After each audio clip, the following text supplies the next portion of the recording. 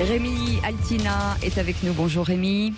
Bonjour Cécile. Vous êtes chargé de communication du réseau français des ergothérapeutes libéraux. Alors si le nom de ce réseau, c'est, vous me dites si je dis une bêtise, Synfel Ergolib, c'est ça ? C'est ça, exactement. Voilà. Et l'ergothérapie, c'est encore aujourd'hui assez peu connu, et pourtant, ça reste essentiel pour toutes les personnes souffrant de troubles et de handicap, Rémi.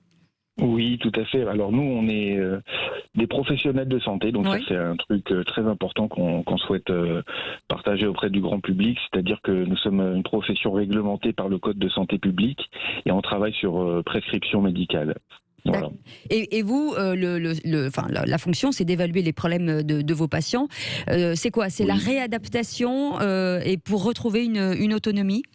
Exactement. En fait, nous sommes des spécialistes de l'occupation. Oui. L'occupation, c'est quoi ? Pour faire simple, ce sont en fait toutes les activités qui contribuent au bien-être et à la santé de la personne. Mhm. Donc c'est très vaste et nos domaines d'action sont vraiment nombreux. Ça peut être la prise en charge de l'écriture chez l'enfant, ça peut être par exemple permettre à une personne en situation de handicap de tout simplement pouvoir se lever de son lit ou de faire sa toilette. Voilà. Donc tout notre travail, il consiste à aider ces personnes dans les activités du quotidien et à les rendre autonomes. Et pour cela, allez-y, pardon. Et pour cela, on va utiliser différents moyens. Ça peut être la rééducation. On intervient parfois dans une phase de réadaptation avec des aides techniques ou la préconisation d'aides techniques. Ou par exemple, on peut directement intervenir sur l'environnement, par exemple avec l'aménagement du domicile chez les seniors, par exemple. Et concernant les enfants, parce que c'est vrai que pendant la crise, ils ont été fortement sollicités et un peu handicapés de ne pas voir leurs copains et de ne pas voir leurs professeurs. Est-ce que ça veut dire qu'on peut travailler sur, par exemple, la dyslexie, la dysgraphie, les problèmes, vous l'avez dit aussi, d'orthographe, mais tout ce qui est dyslexie, est-ce qu'on peut travailler dessus réellement ? Exactement, oui. C'est des choses qu'on prend en charge. Alors, pour la partie dyslexie, il y a plusieurs phases et il y a plusieurs professionnels qui interviennent et on essaye de travailler de façon pluridisciplinaire avec des orthophonistes.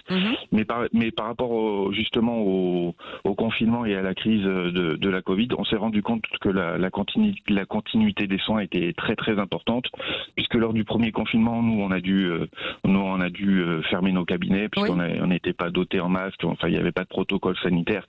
Mais par contre, pour le deuxième et troisième confinement, on a été beaucoup plus insistant pour pouvoir continuer à exercer.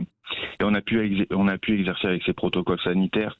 Et c'est vraiment là qu'on s'est rendu compte que par rapport à nos patients isolés, que ce soit des personnes âgées ou des enfants, notre prise en charge était vraiment importante. Oui, l'importance du suivi de toutes ces personnes. Merci en tout cas Rémi Altina d'avoir été avec nous, justement ce réseau qui permet d'organiser la profession avec de nombreux professionnels. C'est le réseau français d'ergothérapeutes libéraux, donc ça s'appelle Synfel Ergolib. Merci d'avoir été avec nous.